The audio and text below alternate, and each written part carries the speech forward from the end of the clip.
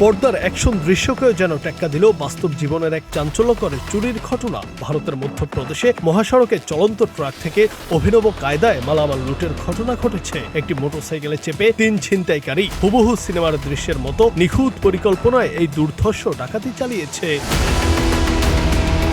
ঘটনাটি অনেকদিন আগের, তবে নতুন করে সোশ্যাল মিডিয়ায় ভাইরাল হয়েছে। সাম্প্রতিক সময়ে এমন কায়দায় বাংলাদেশেও চুরির ঘটনা ঘটছে। একটি চলন্ত ট্রেন থেকে তেল চুরি করতে দেখা গেছে কয়েকজনকে। তাছাড়া চলন্ত গাড়ি থেকে মুরগি চুরির ঘটনাও ঘটেছে।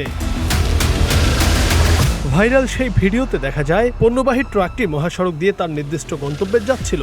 সে সময় একটি মোটরসাইকেলে চেপে ৩ দুষ্কৃতী ট্রাকটির পিছু নেয়। গাড়িটির গতি অপরিবর্তিত থাকা অবস্থাতেই বাইক নিয়ে সেটির একেবারে গা ঘেঁষে চলতে শুরু করে তারা। এরপর চলন্ত বাইক থেকে লাফিয়ে ২ জন ছিনতাইকারী উঠে পড়ে ট্রাকে, আর তৃতীয়জন নিচে বাইকের নিয়ন্ত্রণ ধরে রাখে।